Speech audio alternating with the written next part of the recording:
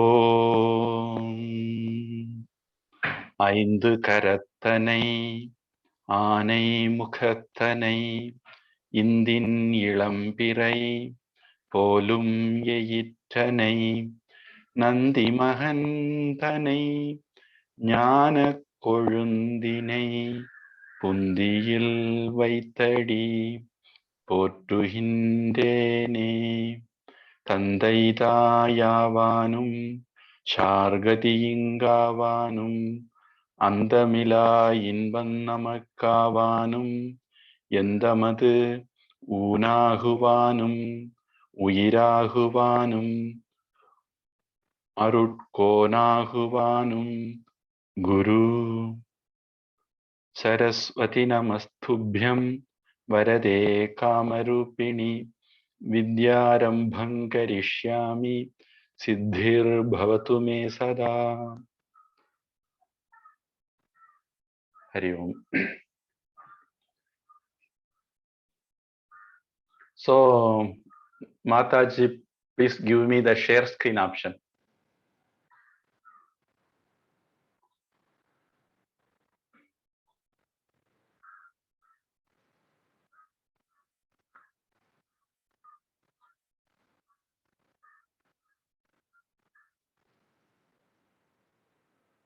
Okay.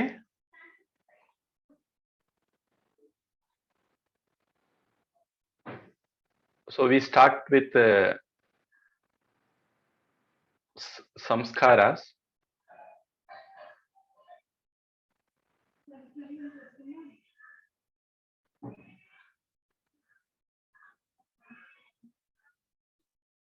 Are you able to see my screen?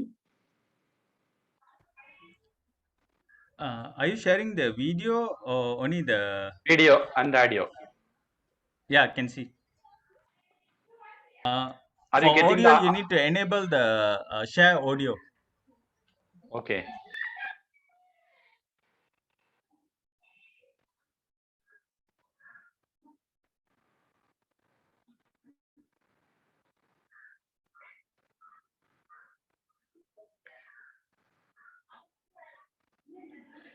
Maybe I need to switch off my Bluetooth, I suppose. Then only the system audio will be shared. No need. There's No need. that's under your view options there will be share audio. Okay.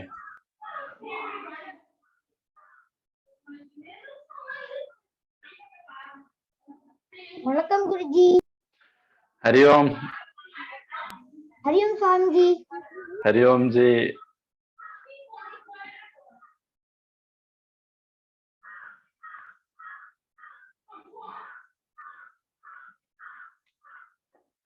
I could see mute my audio but not share my audio. அது மேல அந்த உங்களோட screen ஷேரிங்ல view ஆப்ஷன்ல அதுல பாருங்க.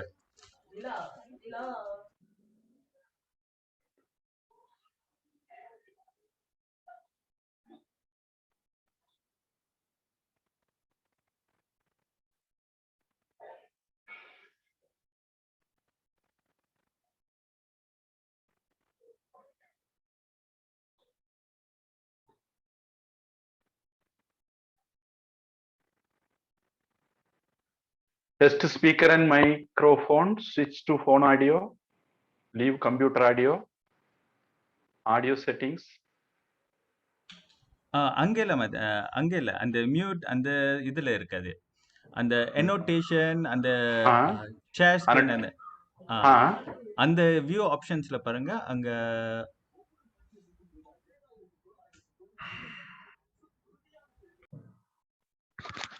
share sound. அதேதான். Okay.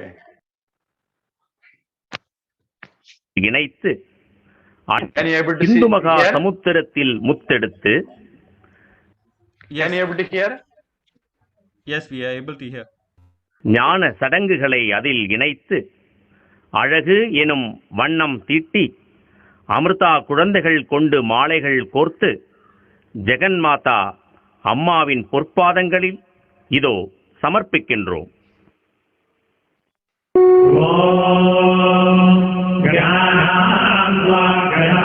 नमामहे कविं कवीनामुपमश्रवस्तमम् ज्येष्ठराजं ब्रह्मणां ब्रह्मणस्पदान शृण्वन्तो देवीरसारम् श्रीमहागणाधिपतये नमः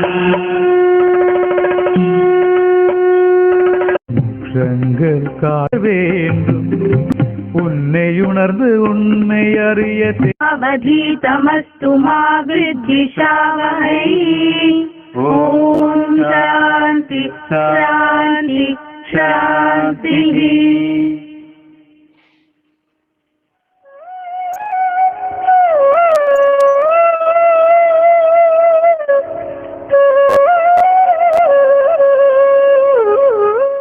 குழந்தைகளே, சூரிய உதய தினங்களுள் இன்றைய தினத்தின் முக்கியத்துவம் என்னவென்று தெரியுமா?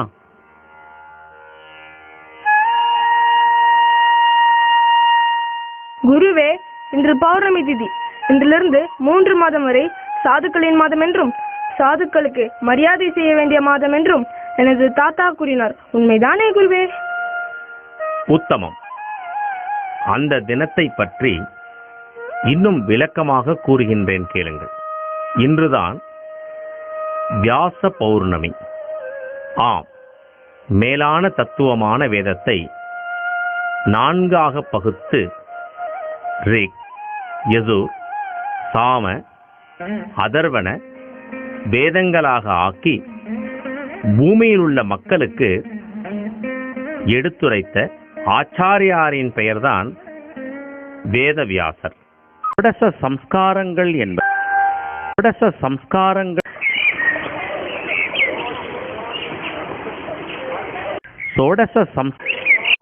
என்பது குழந்தையின் உயிரும் உடலும் தோன்றுவதற்கு முன்பிருந்தே தொடங்கி இவ்வுடலை விட்டு நீங்கிய உயிர் இறைவனடி சேர்வது வரை நாம் பஞ்சபூதங்களை ஆதாரமாக கொண்டு விருப்பத்தோடு செய்ய வேண்டிய புனித சடங்கு முறைமைகள்.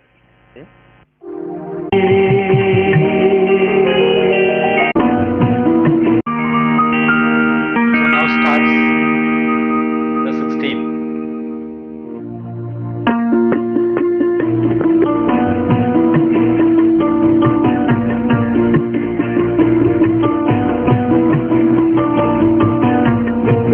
கர்ப்பாதானம். கொண்டவள் குடும்ப கூலம் வளர வாரிசை நாடுவாள் ஒருத்தி. அவள் தானே நம்பிக்கில்ல தரசி. முன்றைய முத்திங்கள் முத்தெடுத்தாளர்கள் காலி தீங்குமே அமர்வாள். அது காத்திரும் பிள்ளை பெரும்பால் ஏளனம் செய்வதும் கோடி கழிப்பதும் சந்தோஷம் கொள்வாள் கண்ணீருக்கு. அது சந்ததி வளரும் இருக்கு. மாங்காயை உண்பதும் கருவில் பிள்ளைக்கு இதயம் காத்திடும் பொதுவாள். வருமானை குறைத்திடும் மேலுவாள். பாட்டை சொல்லியே பேசுவாளதை அறிவோடு கேட்கத்தான் வாயை மூடுவாள். பண்பாட்டை சொல்லியே பாட்டேசுவாளதை அறிவோடு கேட்கத்தான் வாயை மூடுவாள். Srimantam or Srimanto Nayanam. Splitting the hair, the center of our forehead. 9 மாசத்தில் சீமந்தம் என்பது பிள்ளை வளர்ந்தவன் கணக்கு. கல்வளையை போடும் வழக்கு. முக்காலி இருக்கை உரலை மேதிக்க பிள்ளை இறங்கிடும் தனியே. சுக பிரசவம் நடக்கும் இனியே. பூமினி முழுதும் சந்தனம் போட்டிட தேகம் குளிர்த்திடும் உடனே அவள் கூடு தனிந்திடும் தனியே. பெரியோரின் ஆசிகள் வாங்கி கொள்ளுவார் பலன் சுவையோடு சாதம் வகை உண்டு மகிழ்வார். Jatha karma after the birth of the baby. Elders give their blessings. நேரத்தில் பிறந்த வீட்டுக்கு பெண்ணை அழைப்பது எதற்கு? அன்னை அன்புக்கு ஈடில்லை அதற்கு. தேனி வளர்த்தவர் பிரசவம் பார்த்ததும் ஜாதகம் இதுதும் குறிப்பு. பிள்ளை சொல்லிடும் கணிப்பு ஐயனை திடத்திட்டு கழித்திட கோமியம் எங்கும் தெளிப்பால் திரும்பியே முழுதும் ஒழிப்பால் மழலை கால நோய்களே தடுக்க எண்ணியே பிள்ளைக்கு பசம்போடு தேனையும் நாக்கில் கொடுத்தாள் மழலை கால நோய்களே தடுக்க எண்ணியே பிள்ளைக்கு பசம்போடு தேனையும் நாக்கில் கொடுத்தாள். வசம்பு தேனெல்லாம் கொடுப்பாங்களா நோய்கள் வராம தடுக்கிறதுக்காக? நாமகரணம் பேரிடுதல் இந்த பகுதி நாம கண்டினியூ பண்ணணும். இந்த இடத்துல கொஞ்சம் இடையில அபிமன்யும் எல்லாம் வந்துட்டு பிள்ளைக்கு நாமம் வைத்தது பிள்ளை ஊரையும் வீட்டுக்கு அழைப்பார் நல்ல விருந்தை கொடுத்து மகிழ்வார் அன்னையும் தந்தையும் பேரொன்று சொல்லி பிள்ளையின் காதிலை அழைப்பார் தன் பேரென்று பிள்ளைக்கு உரைப்பார் காமாலை மாறிட கதிரவனுக்கு பிள்ளையை காற்றுவ வெயிலில் ஒளிப்பட்டதும் விரியும் விழிகள் அதிகாலை சூடிலே வலிமையுள்ளதே அது வளர்ந்து வரும் பிள்ளை. This is called Nishkramanam.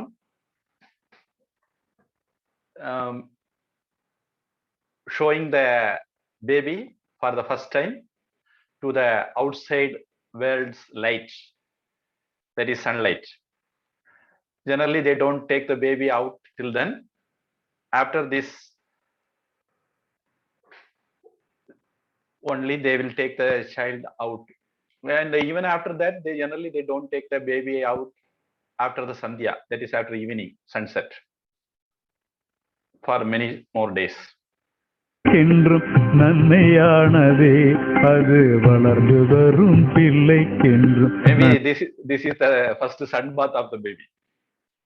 நன்மையானதே.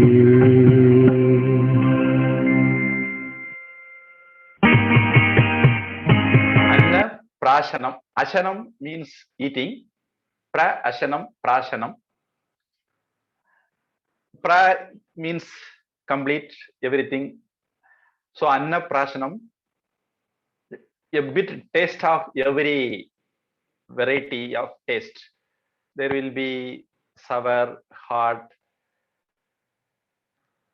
and so on. I was told somebody want to tell the taste of cyanide. He ate it and wrote the letters yes. Nobody knows whether it is sour or salt or sweet, etc. Anyhow, baby is given a taste of every taste, that we say 6 tastes in Tamil. So that is called Anna Prashanam. Anna means food.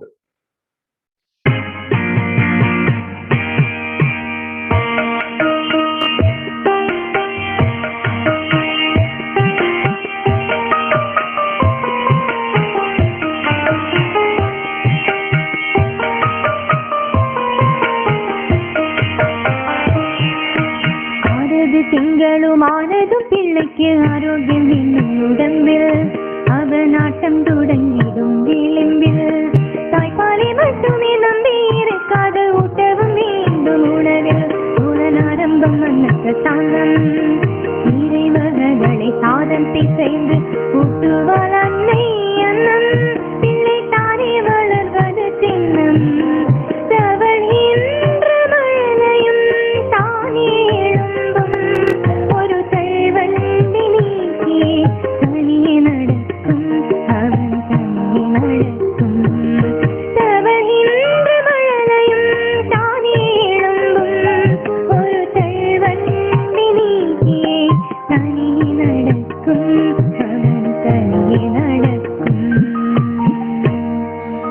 Maybe baby might have already taken every food from us, but still this is a formally feeding the baby.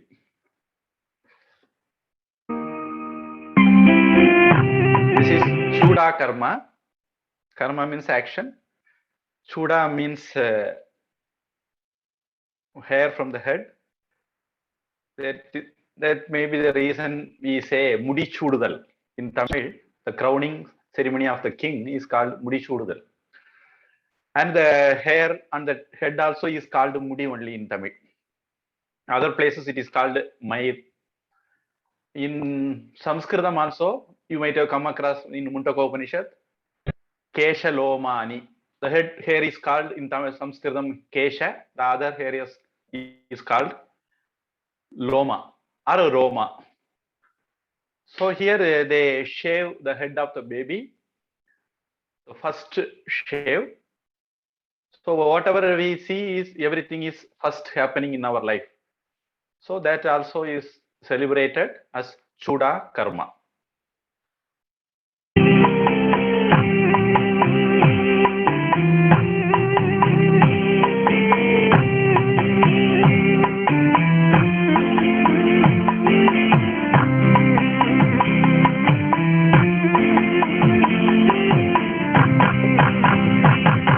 பொதுவா நாம தமிழர்கள் we go to Palani, Tiruchendur, Tirupati, and such places we go and give the hair, offer the hair to the deity Bhagavan there. ஓராண்டு ஆனதும் தாய்மாமன் வீட்டுக்கு அழைப்பு விடுவாள் அன்னை, உடன் அவரும் வருவாள் உண்மை. The song says the mother will call the Thai Mama, maternal uncle.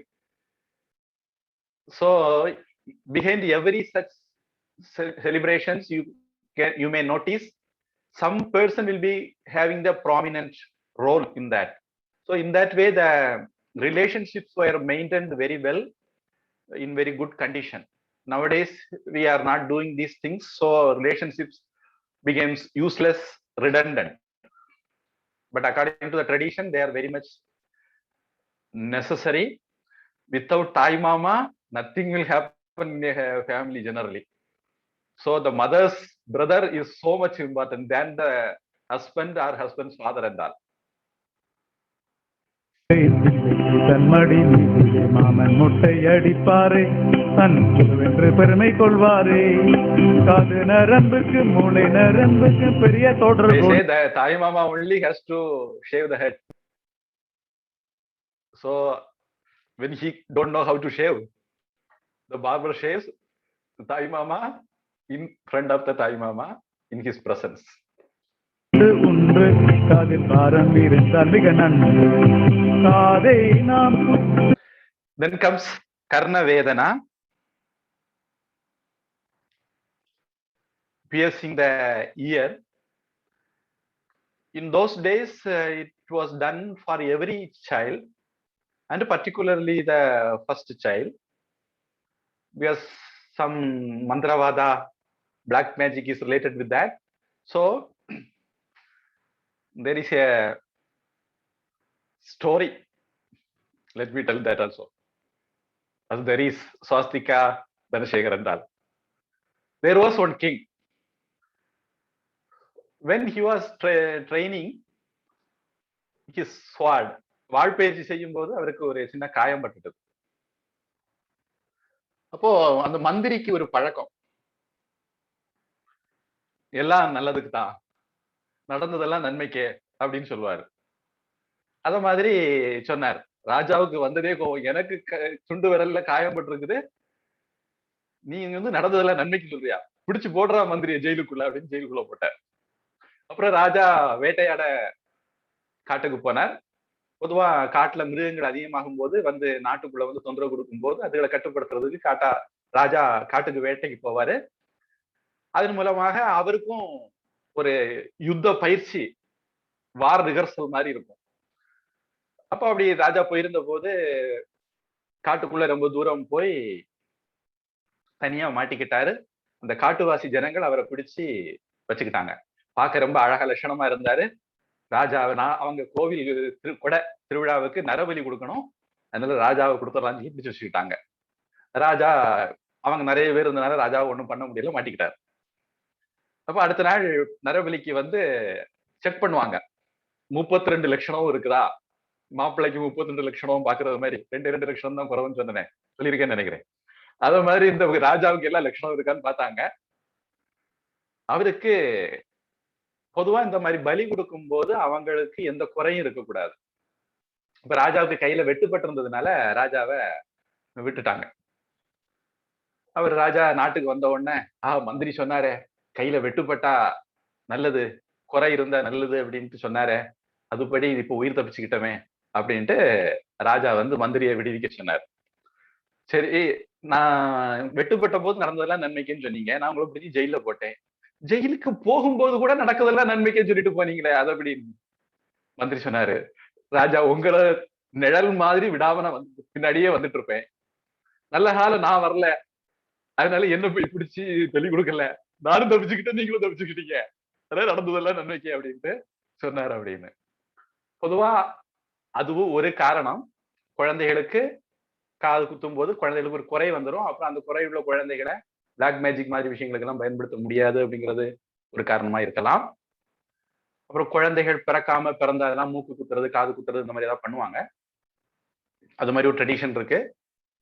அதற்கு மேலே அந்த காதுல அக்குபங்க்சர் காரங்க கிட்ட இந்த காதுல குத்துறது, மூக்குல குத்துறது, இதை பத்தி கழுத்துல மாலை போடுறது, விரல்ல மோதிரம் போடுறது, இதை பத்தி எல்லாம் நீங்க விசாரிச்சுக்கலாம்.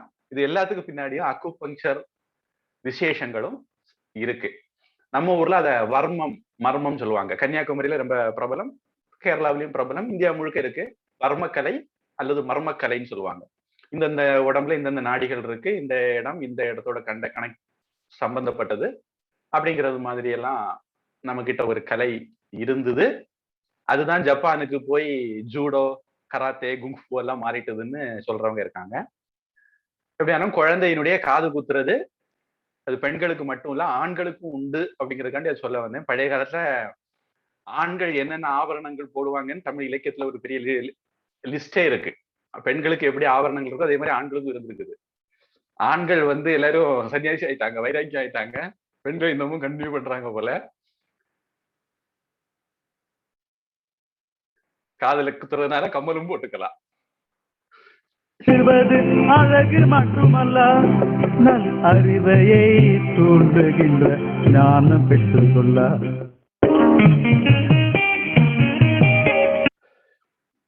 இந்த வரிசை கொஞ்சம் வித்தியாசமான வரிசை. நாம பார்க்க போற வரிசை கொஞ்சம் வித்தியாசமா இருக்கும். இது வித்யாரம்பம். அதாவது குழந்தை நாமெல்லாம் படிக்கும்போது கூட உட்கார்ந்து ஏதாவது படிக்கும், கிறுக்கும், பேப்பரை கிழிக்கும். ஒரு 5 வயது 6 வயதுக்கு மேல, இந்த காலத்துல 2.5 வயசு 1.5 வயசுல எல்லாம் கூட்டிட்டு போறாங்க, அது சரியா படல. குழந்தைகள் கிட்ட ஒரு 5 வயசு வரையாவது, குழந்தைகள் அம்மா அப்பா கிட்ட ஒரு 5 வயசு வரையாவது இருக்கணும் அப்படின்ட்டு பூஜ்ய சுவாமிஜி, சைக்காலஜிஸ்ட் எல்லாம் சொல்றாங்க.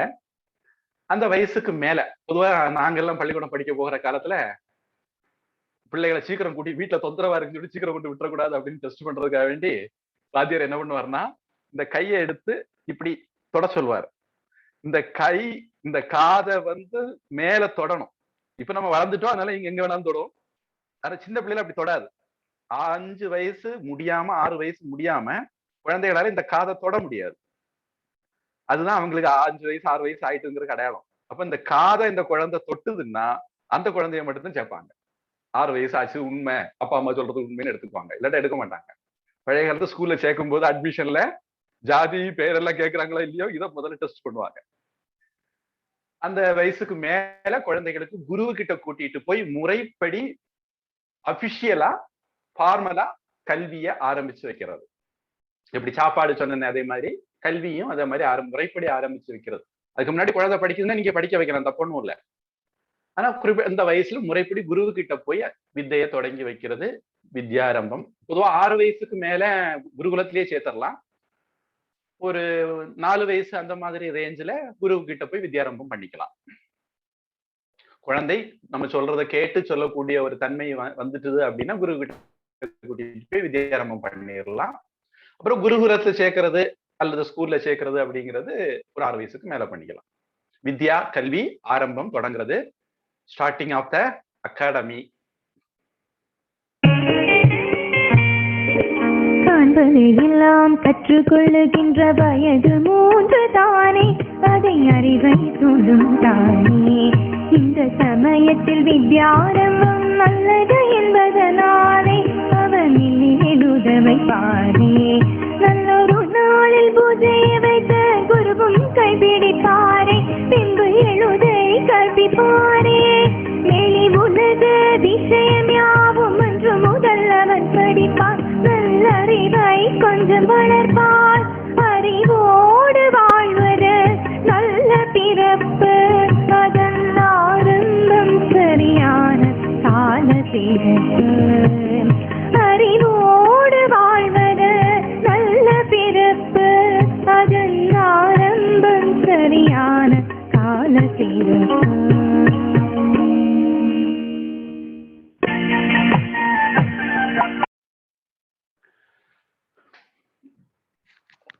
வித்யாரம்பத்துக்கு பிறகு இது வந்து சுமார் 6 வயசுக்கு மேல பண்ணுவாங்க. உபநயனம்னு பேரு. இது பொதுவா நமக்கு தெரிஞ்சு பூணூல் கல்யாணம் அப்படின்னு சொல்லுவாங்க. யஜ்ஞோபவீதம் போடுறது அப்படின்னு சொல்லுவாங்க. சம்ஸ்கிருதத்துல யஜ்ஞோபவீதம், தமிழ்ல பூணூல். உபநயனம், உப அப்படின்னா பக்கத்துல, சமீபே. இன்னைக்கு காலையில சம்ஸ்கிருத கிளாஸ்ல கூட வந்தது. பக்கத்துல, குருவுக்கு பக்கத்துல. நயனம், அழைத்து செல்லுதல். நயனம்னா கண்ணுன்னு ஒரு அர்த்தம் உண்டு. கண்ணு நமக்கு வழிகாட்டுது. இந்த வழிகாட்டியா இருக்கிற குரு கிட்ட கூட்டிட்டு போறதுனால உபநயனம் அப்படின்னு பேரு. கல்விக்கு பக்கத்துல, குருவுக்கு பக்கத்துல அழைச்சிட்டு போறது. அதுக்கு அந்த சடங்குல பூணூல் போடுவாங்க, குடுமி வைப்பாங்க. அப்புறம் சன்னியாசம் எடுக்கும் போது அந்த பூணூல் குடுமி எல்லாம் நீக்குவாங்க. அது வரையிலும் இந்த உபநயனத்துல ஆரம்பிச்சு பூணூலும் குடுமியும் மற்ற வைதிக கர்மங்கள் செய்யறதுக்கு முக்கியமான தேவைகள். ஏன்னா பொதுவா மந்திரம் சொல்லும் போது நீங்க சில மந்திரங்கள்ல பூணூலை பயன்படுத்தணும், சில மந்திரங்கள்ல குடுமி எல்லாம் பயன்படுத்தணும். அந்த அங்கநியாசம், கரநியாசம் சொல்லுவாங்க. அது இப்படி எல்லாம் பண்ணுவாங்க. பூஜாரிகள் பார்த்திருக்கலாம் நீங்க. நம்மகிட்ட இருந்தா கிறிஸ்தவர்கள் படிச்சிருப்பாங்கன்னு நினைக்கிறேன். இப்படி பண்றது. நம்ம கிட்ட 12 நாமம் சொல்லி பண்ணுவாங்க. விஷ்ணவே நமக, கேசவாய நமக, அந்த மாதிரி. அத மாதிரி ருத்ரத்துல எல்லாம் அங்கநியாசம், கரநியாசம் வரும். பொதுவா ஜபம் பண்ணும் முன்னாடி அங்கநியாசம், கரநியாசம் எல்லாம் பண்ணுவாங்க. அந்த மாதிரி பண்ற போது ஷிகாயை நமக அப்படின்னு ஒரு மந்திரம் வரும். இல்ல ஷிகாயை வஷட்டு அப்படின்னு வரும். அப்படி வரும்போது நீங்க ஷிகையை தொடணும். ஷிகைனா குடுமியை தொடணும். அதாவது அந்த குடுமி இந்த சடங்கு போதுதான் வைப்பாங்க. அது வரைக்கும் முடி முழுக்க இருக்கும். அந்த சமயத்துல ஒரு குறிப்பிட்ட பகுதியில மட்டும் முடிய விட்டுட்டு, ஷிக்கையாக விட்டுட்டு, அதுல முன்குடுமி, பின்குடுமி, சைடு குடுமி எல்லாம் பல விதம் இருக்கு. அப்பள குடுமி எல்லாம் இருக்கு. அது அவங்க சம்பிரதாயம் அனுசரிச்சு வச்சுக்குவாங்களா இருக்கும். எப்படி இருந்தாலும் குடுமி இருக்கும். குடுமியை ஷிகாய நமன்னு சொல்லும்போது ஷிகையை தொடணும், குடுமியை தொடணும். அந்த குடுமி இப்பதான் வைப்பாங்க. இந்த குடுமியும் பூணூலும் நமக்கு வைதிக கர்மங்கள் பண்றதுக்கான தகுதிக்கான ஒரு அடையாளம், அட்மிஷன் மாதிரி. இதுக்கு மேல சமிதாதானம்ங்கிற ஒரு சடங்கு மட்டும்தான், யஜ்ஞம் மட்டும்தான், நெருப்பு கர்மம் மட்டும்தான் பிரம்மச்சாரி பண்ணுவாரு. அப்புறம் அவர் திருமணமான பிறகு அக்னிஹோத்திரம் தொடங்கி சாதுர்மாசியம், தர்ஷபூர்ண மாசம், இந்த மாதிரி நிறைய யஜ்ஞங்கள் பண்ணுவாங்க. இப்ப நாம பாக்குற இந்த சோடச சம்ஸ்காரத்தை நான் சொல்லியிருக்கிறேன். 48 சம்ஸ்காரம் சொல்லுவாங்க. அந்த 48ல இந்த 16 போக ஒரு 27 எண்ணம் முழுக்க முழுக்க யஜ்ஞங்கள் தான், ஹோமங்கள் தான். நாம அதை பார்க்க போறது இல்லை. நான் அப்படி இருக்குங்கிற தகவலுக்காண்டி சொல்றேன். அதனால அந்த இது ஸ்கூலுக்கு அட்மிஷன் போடுறது மாதிரி இந்த மாதிரி சடங்குகள் எல்லாம் செய்யறதுக்கான தகுதி வந்துட்டுன்னு அறிவிக்கிறதுக்கு அடையாளம் தான் இந்த உபநயனம். ரொம்ப முக்கியமான ஒரு சடங்கு ஹிந்துவனுடைய வாழ்க்கையில. அப்புறம் அவர் சன்னியாசம் எடுக்கிற வரைக்கும் இந்த சடங்கு விட முடியாது. இப்ப தொடங்குறது காலையில, மாலையில சந்தியாவந்தனம், மத்தியானமும் பண்ணுவாங்க. அது போக சமிதாதானம் பிரம்மச்சாரியா இருக்கும்போது, பிரம்மச்சாரியம் முடிச்ச பிறகு, இல்ல கிரகஸ்தம் எடுத்த பிறகு இன்னும் அதிகமான சடங்கு சம்பிரதாயங்கள் வரும். அந்த முக்கியமான உபநயனம் பண்ணுவாங்க. இதுக்கு அடுத்தது வேதாரம்பம் பண்ணுவாங்க. குரு வீட்டை கொண்டு படிக்க விடுவாங்க. அதுதான் அடுத்த ஞாயிற்றுக்கிழமை வரப்போற ஆவணி அவிட்டம் அப்படிங்கிறது. இந்த உபநயனம் பண்ணிக்கிட்டு ஆவணி அவிட்ட அன்னைக்கு குரு வீட்டை கொண்டு படிக்க விடுவாங்க. நம்முடைய சிஸ்டம் என்னன்னா 6 மாசம் படிப்பு, 6 மாசம், அப்புறம் ஒரு 4 மாசம் எக்ஸ்ட்ரா கரிக்குலர் ஆக்டிவிட்டிஸ், அப்புறம் ஒரு 2 மாசம் லீவு. இந்த மாதிரி ஒரு சிஸ்டம் தான் நம்ம நாட்டுல இருந்திருக்குது. அதுல அந்த கல்வி தொடங்குறது ஆவணி அவிட்டம். ஒரு 6 மாசம் நடக்கும். அப்புறம் ஒரு பிரேக். அப்புறம் தை மாசத்துல ஒரு 4 மாசம் எக்ஸ்ட்ரா கரிக்குலர் ஆக்டிவிட்டிஸ், அதாவது வில் பயிற்சி, வாழ்பயிற்சி, அந்த மாதிரி எல்லாம் பண்ணுவாங்க. இது வந்து முழுக்க முழுக்க படிக்கிறது தான் இருக்கும் இந்த முதல் ஆவணி அவிட்டத்துல தொடங்கி. அப்புறம் அடுத்த வருஷம் மறுபடியும் ஆவணி விட்டத்துக்கு அடுத்த கல்வி ஆண்டு தொடங்கும். அப்ப இந்த எஜுகேஷன் அகடமிக்கல் இயர் அப்படிங்கிறது நம்மளை பொறுத்த வரைக்கும் ஆவணி விட்டம் 2 அப்படிங்கிறது தான். அதுக்கு பின்னாடி இந்த மாதிரி நிறைய விஷயங்கள் இருக்கு. உபநயனம் இதெல்லாம் மார்க் பண்ற ஒரு இது. பொதுவா உபநயனம் 3 வர்ணத்தார்களுக்கு அப்படின்னு சொல்லுவாங்க, 4 வர்ணத்தார்களுக்குங்கிற சொல்றவங்களும் இருக்காங்க.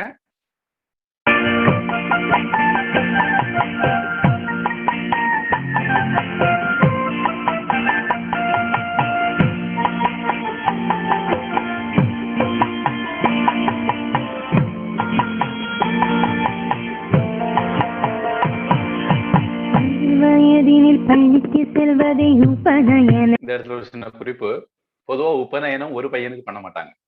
இங்க நமக்கு இதுல ஒரு பையன் தான் தெரியறான், அது இன்னொரு பையன் ஒளிச்சிருக்கான்னு நினைச்சுக்கோங்க, கேமரா வியூவுக்கு வெளியே இருக்கிறத நினைச்சுக்கோங்க. பொதுவாக உபநயனம் ஒரு பையனுக்கு பண்ண மாட்டாங்க. இந்த மாதிரி சில சம்பிரதாயங்கள் நம்ம நாட்டுல இருக்கு. 2 பேருக்கு குறைஞ்சபட்சம் பண்ணுவாங்க. அதுக்கு மேல எத்தனை பேரும் பண்ணிக்கலாம், ஆனா குறைஞ்சது 2 பையனுக்கு. அப்ப என்னுடைய பையனுக்கு நான் பண்ணணும் அப்படின்னா இன்னொரு 7 பையனும் என் பையன் கூட சேர்த்துக்கணும். எந்த மாதிரி பழைய காலத்துல யோசிச்சு இருப்பாங்க பாருங்க. நம்மளுடைய வீட்டுல ஒரு நல்ல காரியம் பண்ணும்போது நம்முடைய வீட்டுக்கு மட்டும் இல்ல, இன்னொரு ஏழை வீட்டுல, முடியாதவங்க வீட்டுல கூட அது நடக்கணும், அவங்க வீட்டுல கூட அந்த சந்தோஷம் இருக்கணும்னு நினைச்சிருக்காங்கன்னு நினைக்கிறேன். அதனால எப்பவுமே ஒரு பையனுக்காக பண்ண மாட்டாங்க, பக்கத்துல இன்னொரு பையனையும் சேர்த்துக்குவாங்க. குறைஞ்சபட்சம் 2 பேர் வேணும் அப்படிங்கிறது தான் முறை. அது தானே மரபின்று சொல்வார், ஐந்தில் மறையாதது அன்பதில் வளைய வாய்ப்புகள் என்பது. அப்பா இதெல்லாம் தெரிஞ்சு வச்சிருப்பாரு, அப்பா தான் இதெல்லாம் பண்ணுவாருங்கிற முறையும் இருக்கு. இந்த காலத்துல அப்பா பக்கத்துல இருப்பார், அப்பாவுடைய பிரசன்ஸ்ல, முன்னிலையில, சாநித்தியத்துல எல்லாமே புரோகிதர் பண்ணுவாரு. ஏன்னா அப்பாவுக்கு ஆவும் தெரியாது, ஆனாவும் தெரியாது. புரோகிதர் இப்படி சொல்லுங்கன்னு சொன்னா அப்பா அப்படி சொல்லுவாரு, அது மாதிரி. ஆனாலும் காயத்ரி மந்திரத்தை அப்பாதான் பிள்ளையுடைய காதுல சொல்லுவாரு. இந்த சமயத்துலதான் காயத்ரி மந்திர உபதேசம் நடக்கும். இந்த உபநயன சமயத்துலதான் முதலாக மந்திர தீட்சை, அதாவது அபிஷியலான மந்திர தீட்சை எல்லா இந்துக்களுக்கும் உண்டு. அந்த காயத்ரி மந்திர தீட்சை இந்த டைம்ல நடக்கும். அதுக்கப்புறம் நீங்க குரு கிட்ட போய் அடிஷனலா வாங்கிக்கலாமே தவிர எல்லாருக்குமே ஆட்டோமேட்டிக்காவே ஒரு மந்திர தீட்சை 6 வயசுல காயத்ரி மந்திர தீட்சைய இந்த உபநயனத்துல கொடுத்துருவாங்க. அதை விட்டால் பின்பு தொல்லை, எப்படி ஒருவன் வாழ்வது என்பது சொல்லிக் கொடுத்திடும் கல்வி, அதில் பிள்ளை வளர்த்திடும் துள்ளி, மற்றவரோடு சேர்ந்து பயில்கையில் உலகு நடத்துவினங்கும் ஒரு நட்புகள். யஜ்ஞ உபவீதம் இதுக்கு பேருன்னு சொன்னேன். இந்த உபவீதம் போட்ட பிறகு உங்களுக்கு யஜ்ஞம் பண்ணக்கூடிய தகுதி வருதுன்னு அர்த்தம் அந்த வார்த்தைக்கு. உபவீதம்ங்கிற வார்த்தைக்கும் ஒரு சின்ன விசேஷம் இருக்கு. இடது தோளுல இருந்து வலது இடுப்புக்கு வர்றது மாதிரி இருந்தா அதுக்கு உபவீதம் பேரு. பொதுவாக தமிழ்நாட்டு பெண்கள் சேலை அணிகிறது கூட வலது பக்கம் இருந்து இடது தோல்ல தான் போடுவாங்க. வட இந்தியாவில மாத்தி போடுவாங்க, அதுக்கு அபவீதம்னு பேரு. இடது பக்கம் இருந்து இடுப்புல இருந்து வலது தோல்ல போட்டா அதுக்கு அபவீதம்னு பேரு. இப்படி உபவீதம், அபவீதம், அப்புறம் மாலையா போட்டா அதுக்கு ஒரு பேரு. இந்த மாதிரி எந்தெந்த சந்தர்ப்பத்துல எப்படி எப்படி போடலான்னு இருக்கு. சாதாரணமா இடது தோல்ல ஆரம்பிச்சு வலது இடுப்புக்கு வரணும், இடுப்புக்கு கீழே அது போகக்கூடாது. ஆனா இப்போ அந்தியேஷ்டி இறப்பு மாதிரி சடங்குகள் பண்ணும்போது வேற விதமா பண்ணணும். தேவதைகளுக்கு பண்ணும்போது ஒரு விதம், பித்தர்களுக்கு பண்ணும்போது இன்னொரு விதம், இந்த மாதிரி எல்லாம் சில முறைகள் இருக்கு. அப்படி இருக்குன்னு உங்களுக்கு தகவலுக்கு, அதை நம்ம தெரிஞ்சு ஒண்ணும் பண்ண போறது இல்ல, தகவலுக்கு சொன்னேன். பண்பாட்டு பள்ளிகள் சொல்லிக் கொடுக்கும், அதை உணர்கின்ற பிள்ளைகள் பண்பாட்டு பள்ளிகள் சொல்லிக் கொடுக்கும், அதை உபநயனம் பண்ண குழந்தை பிக்ஷை வாங்கி சாப்பிடணும். பிச்சை புகினும் கற்கை நந்தேன்னு ஔவையார் சொல்லியிருக்காங்க. பிச்சை எடுத்துதான் அவங்க சாப்பிடணும், பிச்சை குருவுக்கு கொடுத்து சாப்பிடணும்.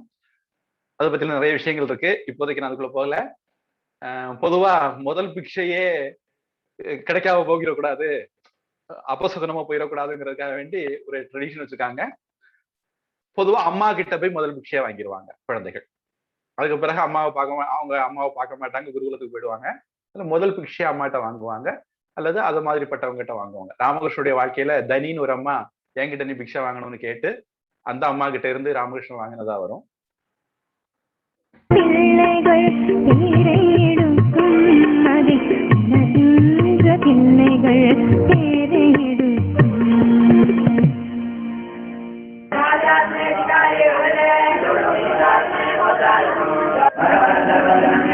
குருகுலத்துக்கு போய் பிள்ளைகள் வேத மந்திரங்களை படிக்க ஆரம்பிக்கிறாங்க.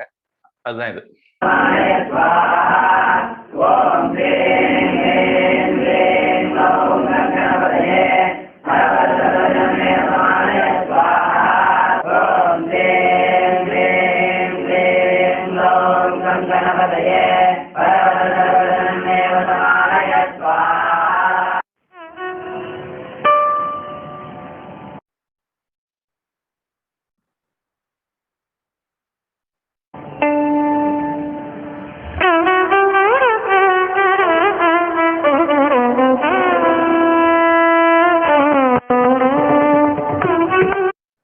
நாம இத பார்க்க மாட்டோம், இதில் வந்ததுனால சொல்றேன். பொதுவா குழந்தைகள் ஒரு முதல் முடி எடுத்த பிறகு அப்புறம் கொஞ்ச நாளைக்கு அந்த குழந்தைகளுக்கு முடி எடுக்காம ஒரு 6 வயசுக்கு மேல எடுப்பாங்க. அதைத்தான் மனசுல வச்சு இந்த கேஷாந்த அப்படிங்கிற இது போட்டிருக்காங்க அப்படின்னு நினைக்கிறேன். நம்முடைய 16 சடங்கள் வரிசை வேற விதமா இருக்கும்.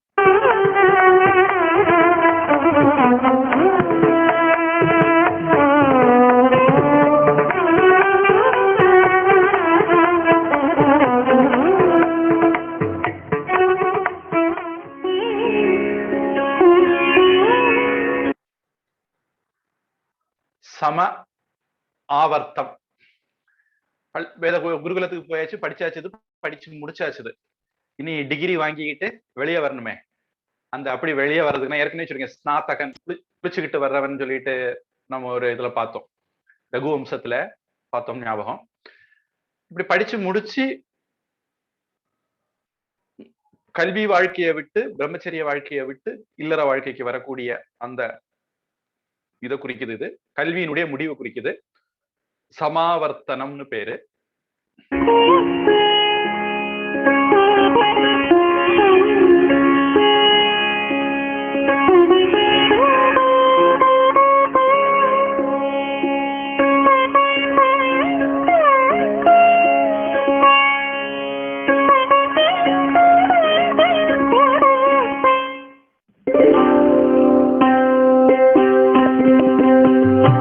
முக்கியமான ஒன்றை பத்தி இது வரைக்கும் சொல்ல வச்சிருப்பீங்க. 15 விவாகம், திருமணம் பண்றது.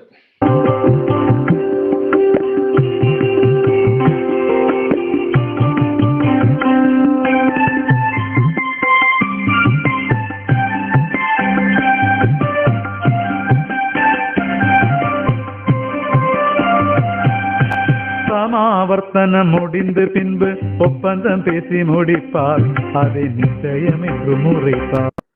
தைத்திரிய உபநிஷத்துல உங்களுக்கு இந்த மந்திரம் வந்திருக்கும், நீங்க பார்த்துருக்கலாம், கேட்டுக்கலாம்னு நினைக்கிறேன். குரு சிஷ்யனை வழி அனுப்பி வைக்கும் போது சத்தியம் வத தர்மம் சர அப்படின்னு உபதேசம் சொல்லி அனுப்புவார். அதுல வரும் பிரஜா தந்தும் மா விவச்சேத்ஸீஹி, குருவுக்கு உரிய தட்சிணைகள் எல்லாம் கொடுத்து உன்னுடைய சந்ததியை வளர்க்க தவறி விடாதே அப்படின்னு சொல்லுவாரு. அது விவாகம். ஆணுக்கு பெண்ணும் பெண்ணுக்கு ஆணும் சேர்வனை பார்த்து சேர்ப்பார், உடன் ஜாதகம் பொருத்தம் பார்ப்பார். ஜாதகம் என்பது கிரகங்கள் சம்பந்தம், உண்மை விளக்கம் பெறுது, நம் வாழ்வோடு ஒற்றுமையுண்டு.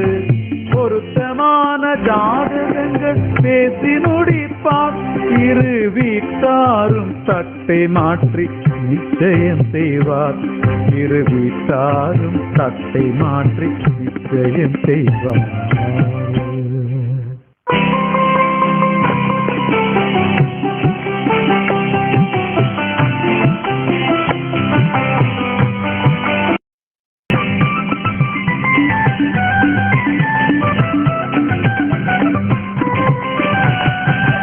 நாளில் கல்யாண கோலத்தில் மாலையை மாற்றுவார், அதை இப்படியும் சொல்லுவார். பூவையும் பெண்ணாய் நாளையும் ஆனாய் பேசுவார், உடவி பெருமை சொல்லுவார். மஞ்சள் கயறினி மகளின் ஆதி முடிப்பார், வகுப்பில் திலகம் தீட்டுவார்.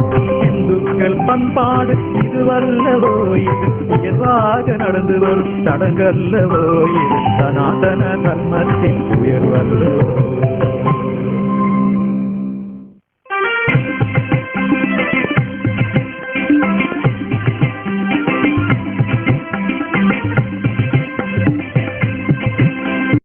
திருமணத்தின் போதே கூட காசிக்கு போறதுன்னு ஒரு சடங்கு உண்டுன்னு சொல்லுவாங்க.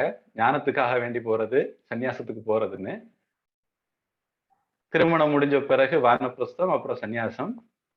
நாம அடுத்து தொடர்ந்து பார்க்கும்போது பார்க்கலாம். அதை இப்போதைக்கு சந்நியாசம் எடுக்கிறத காட்டலாம். விளையும் பயிர் முளையில் பார்த்து குருமார் கன்று பிடிப்பார், அதில் சிலரை மற்றும் தேர்வு எடுப்பார். உலக பற்று துறந்தவனை துறவியாக இணைப்பார், இன்று மோட்சம் தேடும் சொல்வார். வாரிசை வேண்டி சிலரை மற்றும் இல்லற வாட்டி கொடுப்பார், அவர் தர்ம நெறி கடைபிடிப்பார். வாழ்வில் இணைந்த வானப்பிரஸ்தம் இப்ப கொண்டு காட்டுறாங்க. முதல்ல வானப்பிரஸ்தம், அப்புறம் சந்நியாசம்.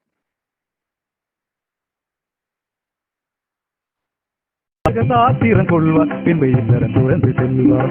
வானப்பிரஸ்தம் என்னும் தீர்த்த யாத்திரை செல்வார், தன்னை உணர்ந்து பிரிந்து மனதை வென்று சந்நியாசியாவார்.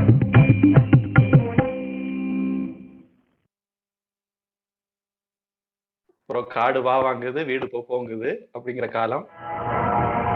அந்தியேஷ்டி, இறுதி சடங்கு. நாம பகவான் கொடுத்த இந்த சட்டையை கழட்டி போட்டுட்டு, வயசாகி போச்சு, கிழிஞ்சு போச்சு, நெஞ்சு போச்சு, புது ஃப்ரெஷ்ஷா உடம்பு எடுக்கலாம் அப்படின்ட்டு யாத்திரை தொடங்குற காலம் ஜீவ யாத்திரா. இல்ல நாம பகவத்கீதை சாஸ்திரம் எல்லாம் படிச்சு அதனால நமக்கு அகம் பிரம்மஸ்மி ஞானம் எல்லாம் வந்ததுன்னா அப்புறம் பிறவி கிடையாது, உடம்பு மட்டும் உதிர்ந்துரும். வெள்ளரி பழம் கொடியில இருந்து உதிர்ற மாதிரி உடம்பு உதிர்ந்துரும். நாம நம்முடைய பிறவி சுழற்சியை முடிச்சிடுவோம்.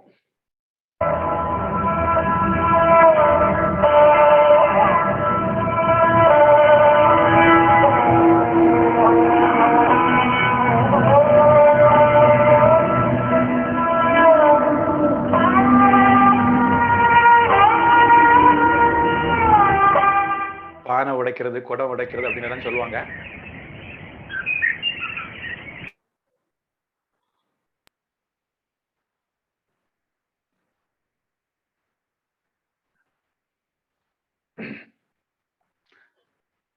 இப்படி ஒரு 16 விஷயங்கள், இதை போல 16 விஷயங்கள். நாம் தொடர்ந்து இதை பத்தி கூடுதலாக விவரங்கள் பார்ப்போம். உங்களுக்கு 16ஐயும் ஒரு தடவை கண்ணுல காட்டிடணும், நிறைய பேர் இப்ப ரொம்ப ஆதங்கத்துல இருப்பாங்கிறதுனால கண்ணுல காட்டிடணும்னு சொல்லிட்டு காட்டினேன். இது ஓவரால் ஐடியா 16 இந்த மாதிரி இருக்கும் அப்படிங்கிறதுக்கு. தொடர்ந்து நம்ம சம்ஸ்காரங்கள் அடுத்த வகுப்புல இதை வழக்கமா பார்த்துட்டு வர்ற மாதிரி கண்டினியூ பண்ணுவோம். இப்போ நமக்கு மகாபாரதம் பக்கம் வருவோம். பொதுவா சில ராசிக்காரங்க ரகசியத்தை காப்பாற்ற முடியாதான். குந்திக்கு ஒரு சாபம் இருக்குன்னு சொன்னேனே, அந்த சாபம் எல்லாருக்கும் அப்ளை ஆகுதோ இல்லையோ, சில ராசிக்காரர்களுக்கு அப்ளை ஆகும்னு ஜோதிட வல்லுநர்கள் சொல்றாங்க. எந்த ராசி நான் சொல்ல போறது இல்லை, ஆனா அப்படி இருக்குன்னு தகவல் மட்டும் சொல்றேன். அது மாதிரி சில நட்சத்திர ஆட்கள் இயல்பாக எதிர்பாலினத்தால கவரப்படுவாங்க.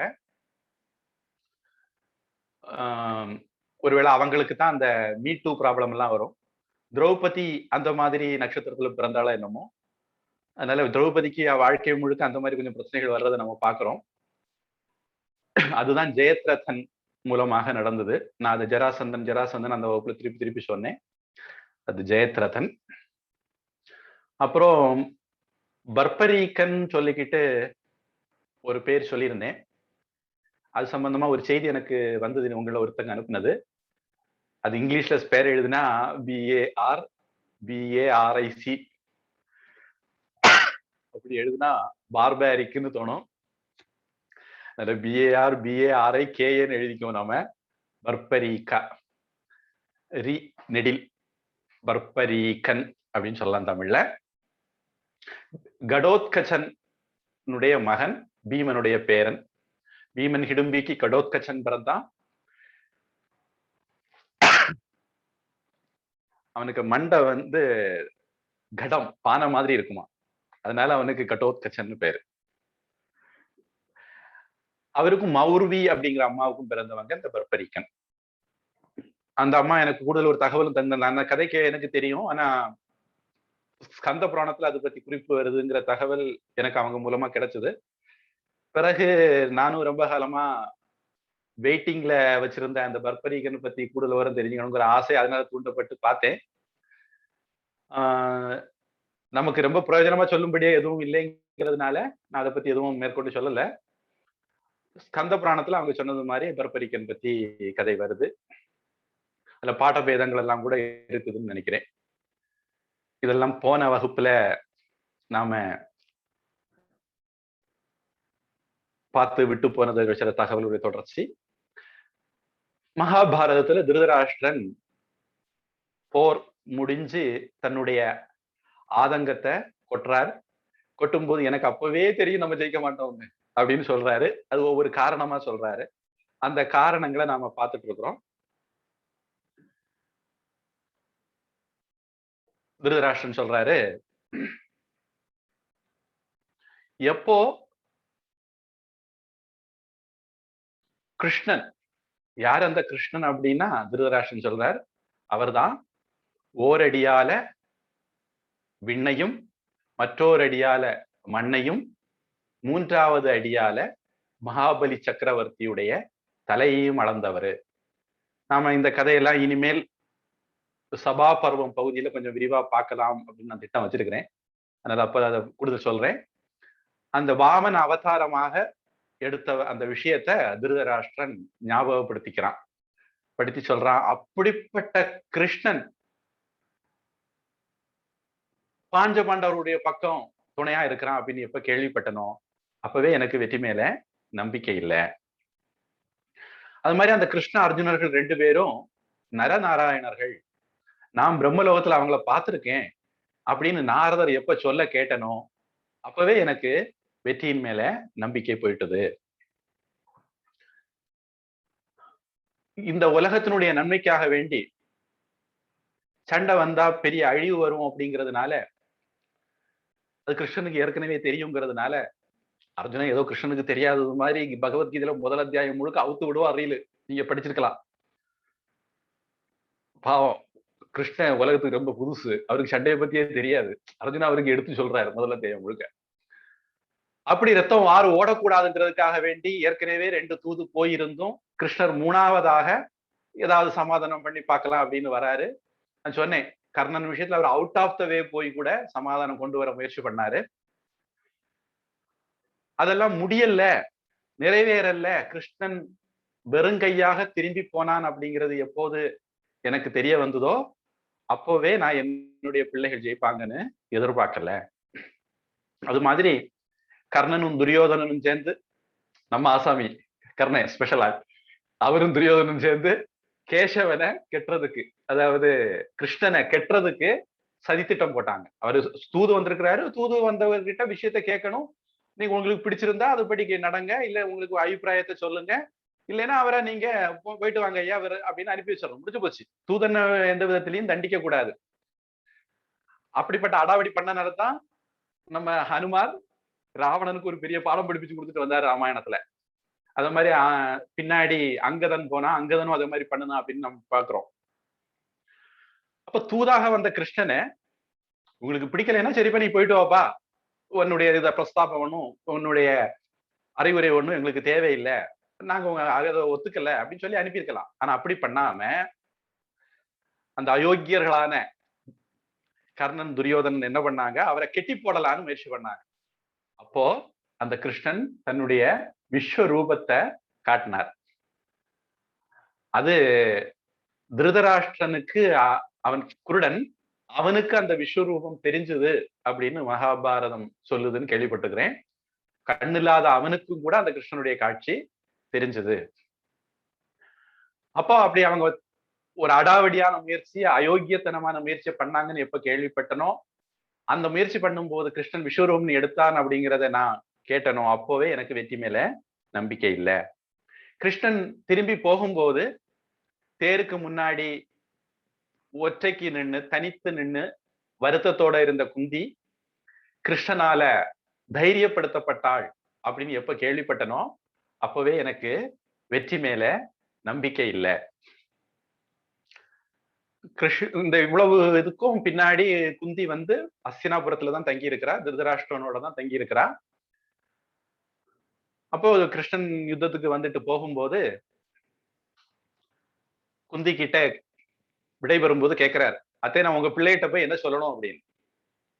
அப்ப குந்தி சொன்னா பாருங்க ஒரு வார்த்தை, கல்வெட்டுல பொறிக்கணும். என்ன அப்படின்னா, எந்த சந்தர்ப்பத்துக்காக ஒரு க்ஷத்திரிய பெண் குழந்தைகளை பெறுவாளோ அந்த சந்தர்ப்பம் வந்திருக்குது அப்படின்னு என் பிள்ளைகள்கிட்ட சொல்லு அப்படின்னு. செய் அல்லது செத்துமடி அப்படின்னு அர்த்தம் குந்தியினுடைய அந்த வார்த்தைக்கு. அத குந்தி சொன்னா. அப்போ இது ஒரு 5121 வருஷத்துக்கு முன்னாடி நடந்த ஒரு சுதந்திர போர். மண்ணின் மைந்தர்களுடைய, மண்ணுக்கு சொந்தக்காரர்களுடைய நிலத்தை அந்நியர்கள், தகுதி இல்லாதவர்கள், உரிமை இல்லாதவர்கள் ஆக்கிரமிச்சு வச்சிருந்தாங்க. அதை மீட்கிறதுக்காக ஒரு யுத்தம் நடந்தது. அதுதான் மகாபாரத போர். பாரதத்திலையும் ஒரு 1947 வரையிலும் சில யுத்தங்கள் நடந்தது. சுமார் 1800 சொச்சத்துல இருந்து 19ஆம் நூற்றாண்டு 20ஆம் நூற்றாண்டு 1.5 நூற்றாண்டுகள் யுத்தங்கள் நடந்தது. பல பேரும் அதுக்கு போரிட்டாங்க, உயிரை கொடுத்தாங்க. ஆனா துரதிருஷ்டவசமா மகாபாரத யுத்தம் முடிஞ்ச போது அந்த அயோக்கியர்கள்ல ஒருத்தர் கூட மிச்சம் இல்லை. ஆனா பாரதத்துக்கு சுதந்திரம் வாங்கும் போது எல்லா அயோக்கியங்களும் இங்கதான் இருந்தாங்க. யாரு 500 வருஷத்துக்கு முன்ன வந்து எங்களை அடிமையாக்குனாங்களோ அவங்களும் எங்க கூட தான் இருக்காங்க. அவங்களுக்கு ஸ்பெஷல் ஸ்டேட்டஸ், மைனாரிட்டி ரைட்ஸ் அப்படின்னு கொடுத்துருக்குறோம் நாங்க. மண்ணின் மைந்தனால எங்களுக்கு எதுவும் கிடையாது, அவங்களுக்கு ஸ்பெஷல் ஸ்டேட்டஸ். 200 வருஷமா எங்களை யார் ஆட்சி பண்ணாங்களோ அவங்களுக்கு ஸ்பெஷல் ஸ்டேட்டஸ், மைனாரிட்டி ரைட்ஸ் அப்படிங்கிற பேர்ல.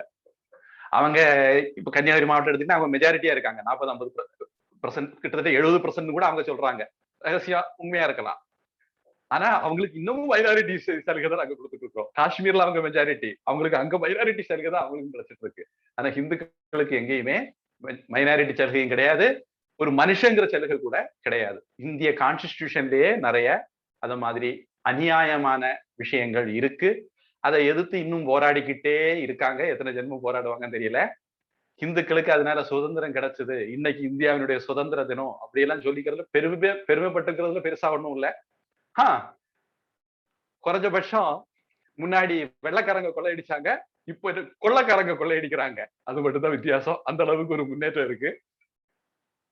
அதாவது இன்னைக்கு இல்லாட்டா நாளைக்கு நாங்க சரி பண்ணிக்கலாம் நிலைமைய அப்படிங்கிற மாதிரி நிலைமையில இருக்கிறத அதுக்கு எப்படி சந்தோஷப்பட்டுக்கலாம். இன்னைக்கு இந்தியாவினுடைய சுதந்திர தினம் இந்த நாளை சொல்றாங்க. இந்த இடத்துல நம்ம தமிழர்களான நாம பெருமைப்பட்டுக்கிறதுக்கு சில விஷயம் இருக்கு. ராஜாஜி அப்படின்னு ஒரு பெரியவர் இருந்தார், பெரிய ராஜதந்திரி அப்படின்னு அந்த காலத்துல பிரபலமானவர். அண்ணாதுறையெல்லாம் அவருக்கு மூளைக்கு முன்னாடி கால் தூசுக்கு ஆகாதுன்னு எல்லாம் சொல்லுவாங்க. அப்படிப்பட்ட பெரிய அறிவாளி. அவர்கிட்ட நேரு சொன்னாராம், நாம வந்து நம்ம ஆட்சியை நாம வாங்கிட்டோம் அப்படிங்கிறது ஏதோ ஒரு அடையாளம் வேணுமே அப்படின்னு. அப்போ ராஜாஜி சொன்னாரா, எங்க ஊர்ல எல்லாம் நாங்க என்ன பண்ணுவோம்னா, குல குருக்கள் அல்லது ராஜ குருக்கள் இருப்பாங்க, மட்டாதிபதிகள் இருப்பாங்க. அவங்க வந்து ஆசீர்வாதம் பண்ணி செங்கோல் எடுத்து ராஜா கையில கொடுப்பாங்க. அப்படி ராஜா பதவி ஏற்பாரு. அந்த மாதிரி முறை இருக்கு அப்படின்னு. சரி, அப்ப அதுக்கு ஏற்பாடு பண்ணுங்கன்னு சொல்லி தமிழகத்துல இருக்கக்கூடிய முக்கியமான பாரம்பரியமான மடங்கள்ல ஒன்னான, முக்கியமா திருமூலர் உடைய மடம், நம்ம திருமூலர் தொடக்கத்துல பார்த்திருக்கிறோம். அவருடைய பாரம்பரியத்துல வந்த மடம் திருவாவடுதுறை ஆதீனம்னு பேர். திரு ஆ அடுதுறை. அந்த திருவாவடுதுறை பக்கத்துலதான் திருமூலர் சமாதி எல்லாம் ஆனார். அந்த கதை, திருமூலர் கதையில நான் சொன்னேன் ஞாபகம். ஒவ்வொரு மடத்துக்கும் பின்னாடி ஒரு பாரம்பரியம் இருக்கு. மதுரை மடம்னா திருஞான சம்பந்தருடைய மடம், திருப்பனந்தாள் அப்படின்னா என்னுடைய ஞாபக சக்தி சரியா இருந்தா குமரகுருபரருடைய மடம். இந்த மாதிரி ஒவ்வொரு திருநாவுக்கரசருக்கு அப்படி ஒரு மடம் இருக்கு. இப்படி ஒவ்வொருத்தர் பெயர்லயும் சில பாரம்பரியமான மடங்கள் இருக்கு. அதுல திருமூலர் பெயரால் இருக்கிற பாரம்பரியமான மடம் திருவாவடுதுறை மடம். அந்த மடத்தினுடைய சுவாமி, அவரு கொஞ்சம் உடம்பு சரியில்லாம இருந்ததுனால அவருடைய இளைய பட்டம் விமலராஜபதியை அனுப்பி என்ன assistant prime minister, vice president, அவரை செங்கோலோட உடனே ஒரு ஆத்திர அவசரமா ஒரு செங்கோல் செய்து தங்கம் முலாம் பூசி அவரை ராஜாஜியோட டெல்லிக்கு அனுப்பி வச்சு மவுண்ட் பேட்டன் அந்த செங்கோலை இந்த சுவாமிகிட்ட கொடுக்க, திருவாவடுதுறை ஆதீன சுவாமி அதுக்கு புரிந்த நீரெல்லாம் தெளிச்சு திருநாவுக்கரசருடைய கோளறு திருப்பதிகம் அப்படின்னு நாம சொல்றோமே, அந்த திருப்பதிக பாடல்களை பாடி அதனுடைய நாடாழ்வார் நன்மை நமதே அப்படின்னு முடியும் அந்த பாடல். அந்த பாடலை சொல்லி அந்த செங்கோலை நேரு கிட்ட கொடுத்ததாக எனக்கு கூட 2 நாளைக்கு இன்ன வரைக்கும் தெரியாது. அண்மையில புகைப்படத்தோட அந்த செய்தி வந்து சேர்ந்தது. அதனால அதை உங்களோட பகிர்ந்துக்கிறேன். இவ்வளவு நாளும் மறைக்கப்பட்ட வரலாறு. இப்ப அடுத்தது 7:30க்கு இந்தியாவினுடைய மறைக்கப்பட்ட வரலாறுன்னு ஒரு டாக் இருக்கு. நிறைய வரலாறுகள் இந்தியாவில எங்கள் கண்ணில இருந்து மறைக்கப்பட்டிருக்கு. அதுல ஒண்ணு இது. அதனால தமிழ்நாட்டு தலை சிறந்த மடங்கள்ல ஒன்னான திருவாவடுதுறை மடத்தினுடைய சுவாமி மூலமாக செங்கோல் வழங்கப்பட்டு நேரு பதவி ஏற்றார் அப்படிங்கிறது ஒரு நல்ல ஒரு தகவல், நாம தெரிஞ்சுக்க வேண்டிய தகவல். சரி, இப்படி பாரதத்துக்கு என்னமோ கொண்டாடுறதுக்காக வேண்டி ஒரு சுதந்திரம் கிடைச்சிருக்குது. முழுமையான சுதந்திரம் இனிதான் வரணும்னு நான் நினைக்கிறேன். ஆனா பஞ்சபாண்டவர்கள் மிச்சம் மீதி இல்லாம சுதந்திரம் வாங்கிட்டாங்க. ஏன்னா கிருஷ்ணன் கூட இருந்தார். தொடர்ந்து நாம மகாபாரதத்தை அடுத்த வகுப்புல பார்ப்போம். பிரார்த்தனை சொல்லிடலாம்னு நினைக்கிறேன். கேள்வி இருக்காதுங்கிற நம்பிக்கையில பிரார்த்தனை. ஓம் வான்முகில் வழாது பெய்க மலிவளஞ்சுரக்க மன்னன் கோன்முறை அரசு செய்க குறைவிலாது உயிர்கள் வாழ்க நான்மறை அறங்கள் ஓங்க நற்றவம் வேள்வி மல்க மேன்மைக்குள் சைவ நீதி விளங்குக உலகமெல்லாம் வாழ்க அந்தணர் வானவரானினம் வீழ்க தன் புனல் வேந்தனும் ஓங்குக ஆழ்க தீயதெல்லாம் அரண்நாமமே சூழ்க வையகமும் துயர் தீர்கவே. ஹரிஹி ஓம் தத்சத். சர்வம் பிரம்மார்ப்பணமஸ்து. ஸ்ரீகிருஷ்ணார்ப்பணமஸ்து. சோ குணவதி அம்மாவுடைய கேள்விக்கு